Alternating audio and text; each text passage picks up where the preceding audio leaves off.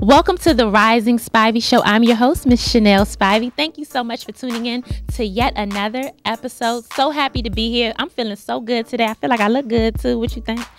This episode is about being fabulous, modeling, glamour, photography, the works. I have the man, Glenn Jackson here. Glenn Jackson, you know who that is? Golden Scissors Awards.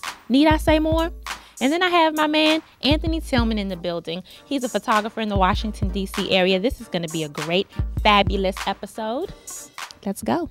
Yes, there's an S on my chest. Miss Spivey is the best, and I can't take credit. I just happen to be blessed. I got a message to share. Listen if you dare. Don't follow the shadows. Look up and see clear. I swear it's like Plato's allegory of the cave. How can I free people who choose to be slaves? I try until they put me in the grave. I promise the world I save. I'm focused. My first guest is Mr. Anthony Tillman. You know who he is because he's been here before. How are you, sir? I'm great. How you doing? Good. Thank you for coming. Thank you for joining us. So what's up? How you living? I'm doing good. You know, having fun. Just doing what I like to do. Yes. And Anthony is a very, very, very talented photographer and businessman.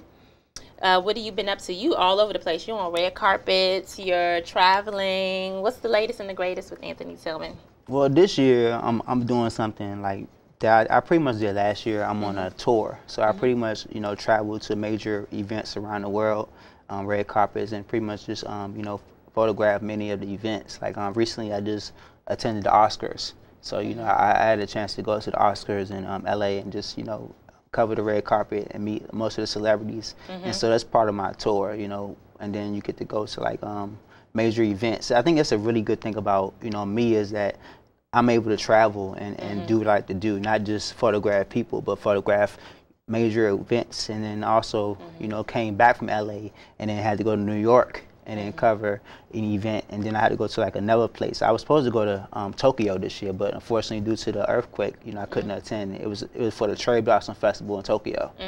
Do they do that at the same time we do here? Exactly. Well, theirs is the beginning of April. Oh, so, okay. So I was going to, the Cherry Blossom here is from the 26th, and then theirs is from like the first week of April. So I think theirs is a little shorter than ours. Well, today's show is about fashion and modeling and photography. That's why you had to come. I appreciate your expertise. So we're going to have Glenn on later, but I want to know for you, what advice would you give to aspiring models out there? Because all of us want to be fly, and not all of us will be professional models, but it's nothing wrong with being a model in your bathroom and taking a picture with your BlackBerry. What would you give it to the serious models that are really trying to do something with their career, though? I would tell them the first thing first is you want to research your market, because not anybody can be a model. People think that you can just jump out the shower one day and somebody say at the bus stop, hey, you should be a model. No, you shouldn't be a model because you're at the bus stop looking cute. Because I'm sure everybody else at the bus stop looking nice too.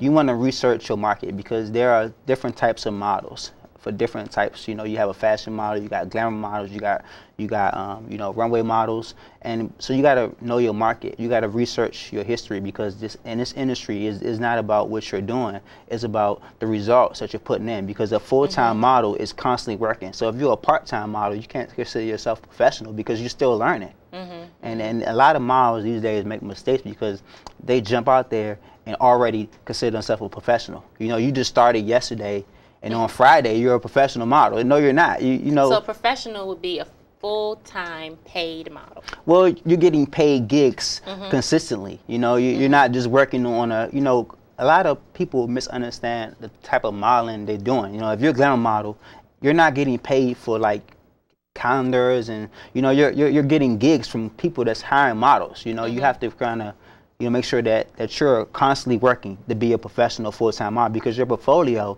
is never done. You got your portfolio is based on your look, so you have to change your look. So every time you change your look, you do a photo shoot. Tyra Banks, I'm sure, has like millions of pictures, because her portfolio was never done, because she was constantly modeling. But she was a professional because she earned her reputation as a full-time model. She did it full-time. She had a contract. If you're working, just like me, I do photography. I consider myself a professional because I experienced it. I experienced it. I started, and I got work. So now I'm a full-time photographer because I'm constantly working. I'm constantly traveling. I'm constantly doing photo shoots. I have constant clients that hire me to do stuff. And I can't say that I'm a professional photographer if I just bought a camera yesterday. Right. So just you know, this business is all about results. It's not about telling people what you're going to do, because if they can't see it for themselves, then you're doing nothing. You gave me some, well, not me, but you gave Twitter some great advice last week that I took, and you said it's not about saying what'd you say? Not about saying what you're going to do, but showing what you're doing. Well, right? I mean, I said you can pretty much talk anything you want, but it's all about results, because you can tell people what you're going to do. You can tell people that you're doing big things, but if they can't see the results, then you're just talking. You know, you're just telling people nothing, because if you can't go to anthonytillman.com and see my resume and see what I accomplished, then I can't tell you anything that I'm doing, because they're looking at like, okay, well, what am I looking at? You know, hey, he's a photographer, so is this other guy, you know. Right. So me, I have clients that consider me for events. Like I just actually was the conference photographer for the International Women's of Media Foundation, which is, you know, which brought 70 women delegates from around the world to DC in March. So, you know, I was a conference photographer. The reason why they picked me is because they saw my work ethic, and they saw that I'm constantly working and I'm professional to be a conference photographer.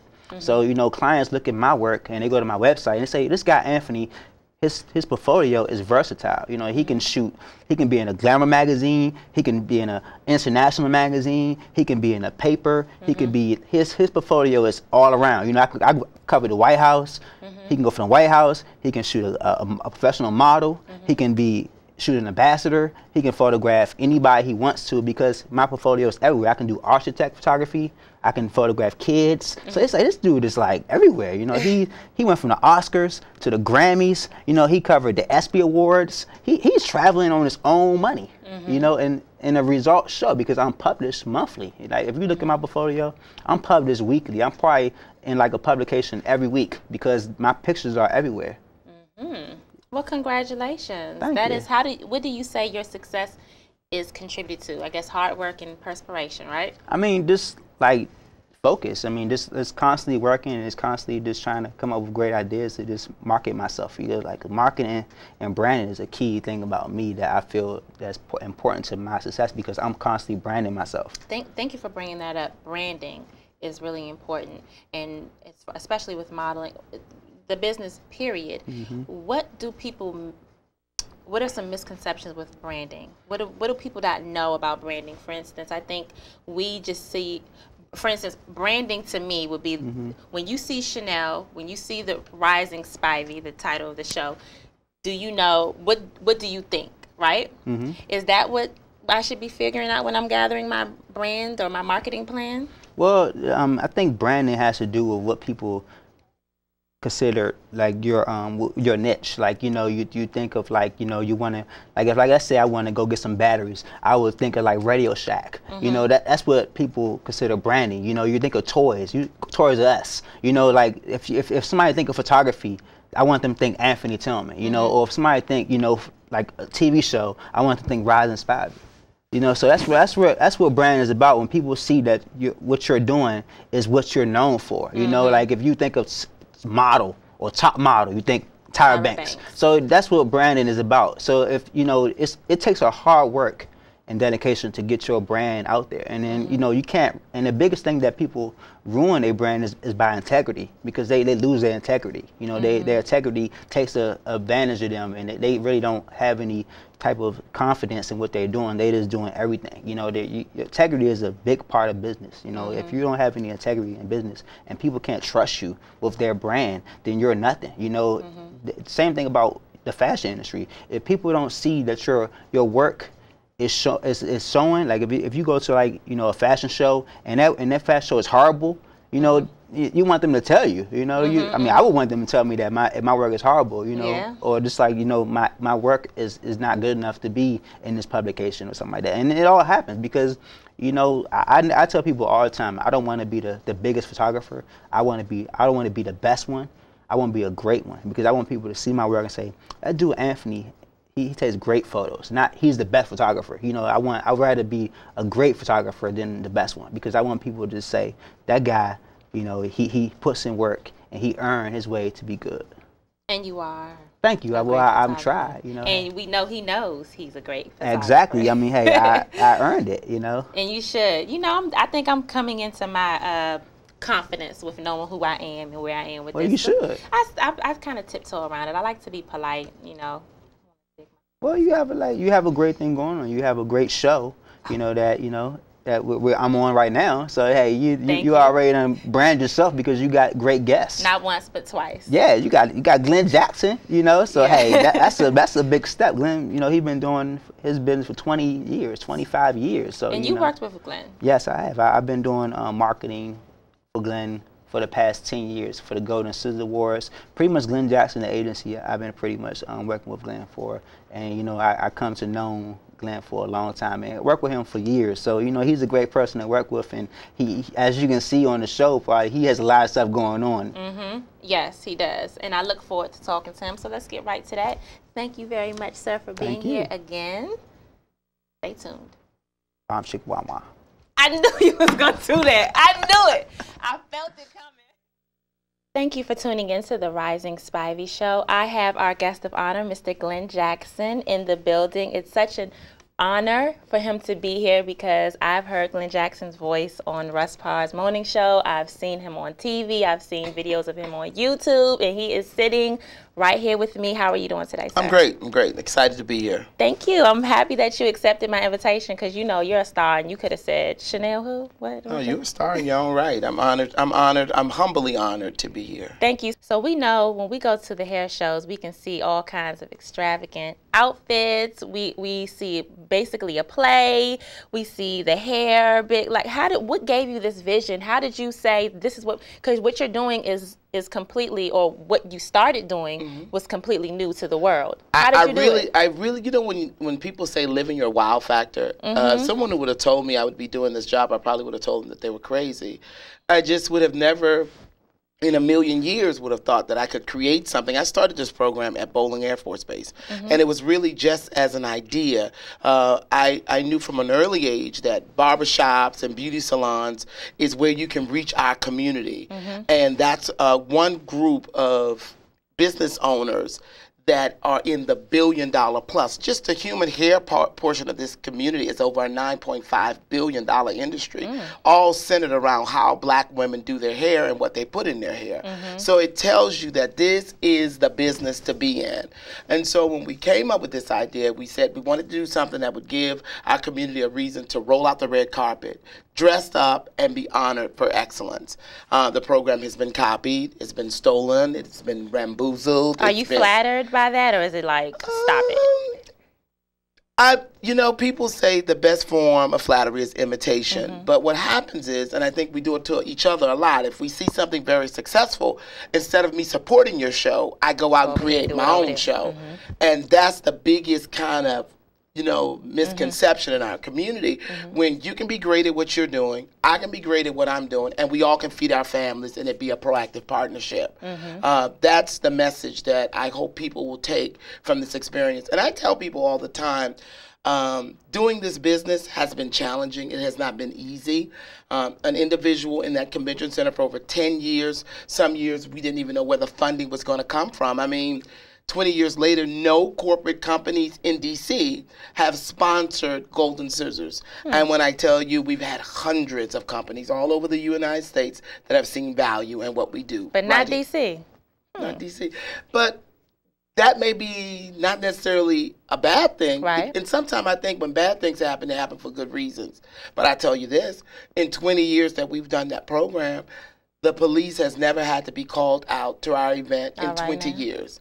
They are always in the best behavior. I can't even tell you one opportunity that anybody who've come through our doors have even disrespected me in any way that I can even remember after 20 years. So I just thank God that people see enough value in what we're doing, that they respect it. Other people around the country use it as the hair Grammys of the best of the best. And it is what it is. Yes. And when the ladies get there, they are on fire. I mean, I want to know, because the show is about fashion and glamour, what advice would you give to an aspiring model? Because a lot of young ladies, they want to go into glamour, they want to, what can you say to them to say, this is serious, a serious business, if this is what you choose to do in your profession? How would you get into it? I think for me, when I have young people come in that want to model, it's really an inner commitment.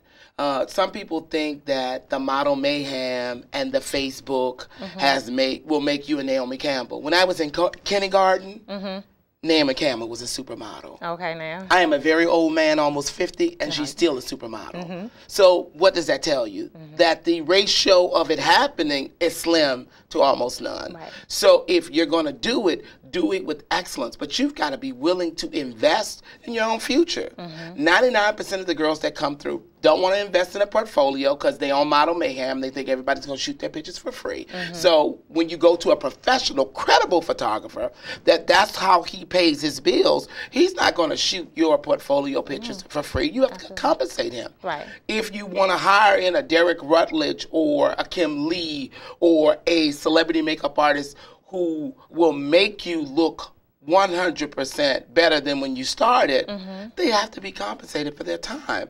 And I think that's what the biggest disconnect is, where we see the value. I tell people all the time, I get so many people come to the show. They want to recruit the models. They want the models in their show.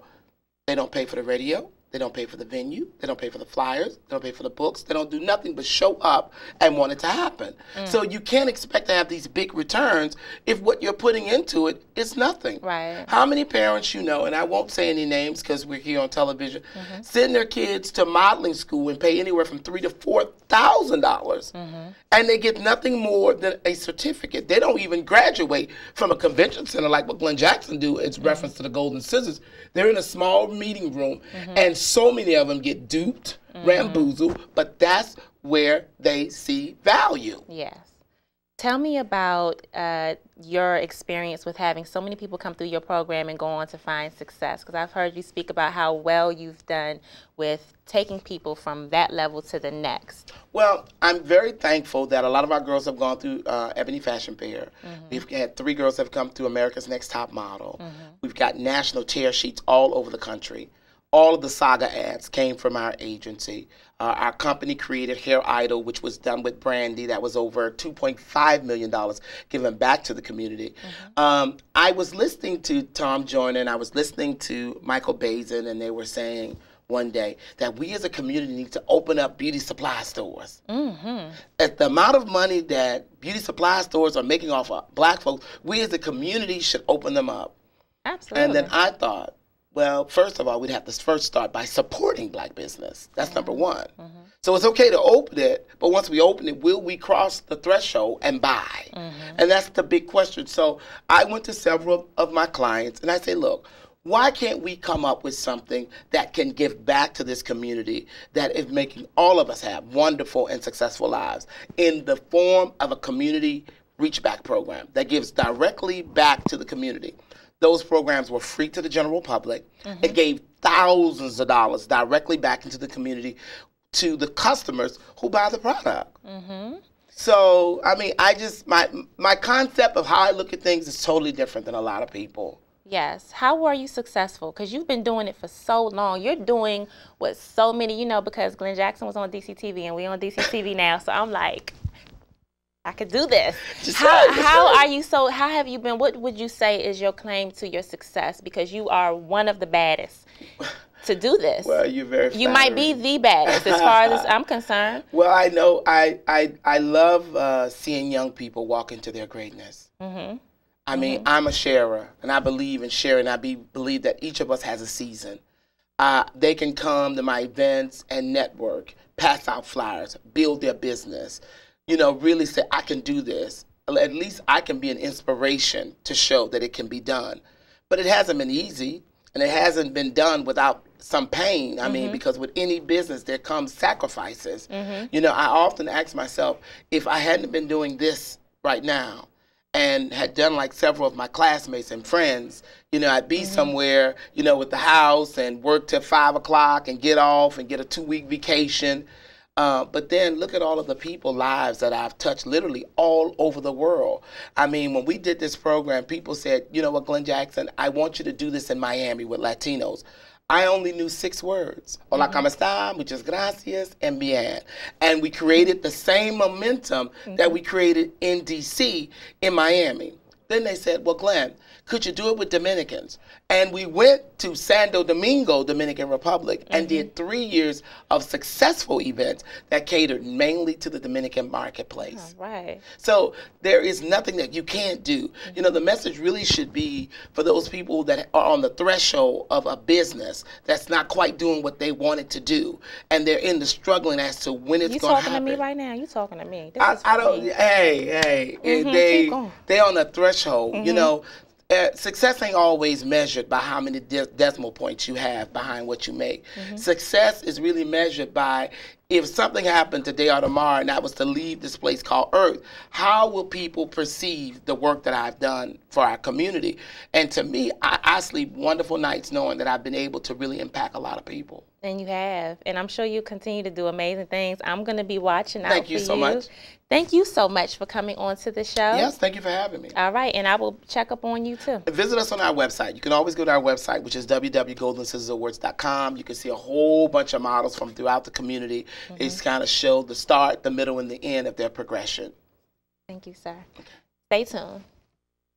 Coming up on the Rising Spivey Show, business owner Marlon Clark of Aja Amani shares how he developed one of the most successful brands our area has ever seen. My New Year's resolution is to dance again. Come with me to Joy of Motion Dance School where I meet my new instructor, Maurice Johnson. Welcome Bianca Parker and Yvette Lucero to the team.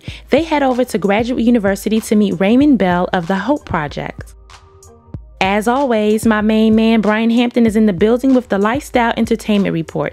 Today's topic, hip-hop supergroups. I fell in love with Teens Count's production, The Power of Prevention, a portrait on teenage pregnancy, and I want to share it with you all. Did you know I was crowned Magic 102.3's next star and won the opportunity to host the grand opening of the hit Broadway show, Fela, at the Shakespeare Theater? Watch The Rising Spivey Show on Bowie TV, PG Community Television, and DC TV.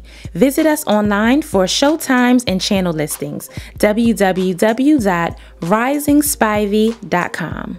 We inform and inspire.